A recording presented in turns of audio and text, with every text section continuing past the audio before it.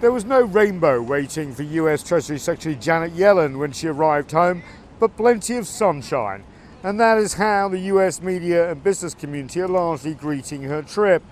The US media and financial community have welcomed the fact that Yellen met with her Chinese counterparts face to face for the first time.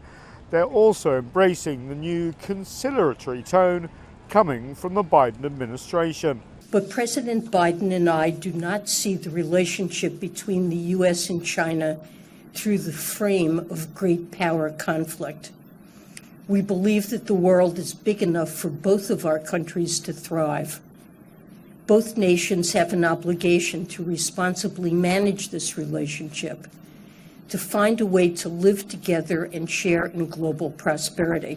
One commentator in the influential US business magazine Forbes put it this way: communication is finally occurring, which should stabilize the relationship as the US needs China just as China needs the US. US and global investors in US multinationals such as Apple, Tesla and ExxonMobil should exhale as a dial down of tensions lowers the potential of curbs on US multinational companies operating in China. But many US business groups have so far been quite silent.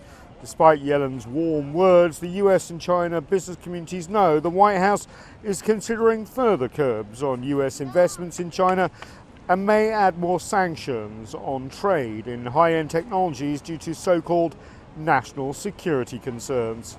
I was able to explain to my Chinese counterparts that if we do implement such restrictions, that we will do so in a transparent way through a notice of proposed rulemaking with comments part of the normal process of adopting rules in the United States.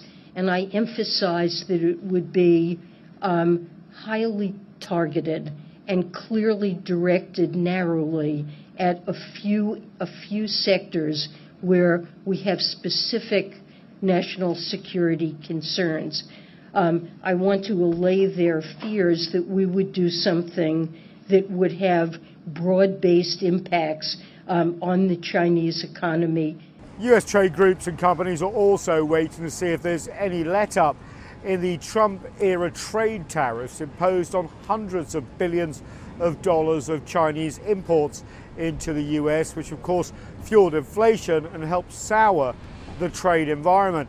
Even though trade is still at record levels between the two countries, there are also fears on both sides, between Washington and Beijing, that the urge from the White House here behind me to continue American companies to diversify their supply chains away from China could also have a big impact. Nathan King, CGTN, just outside the White House.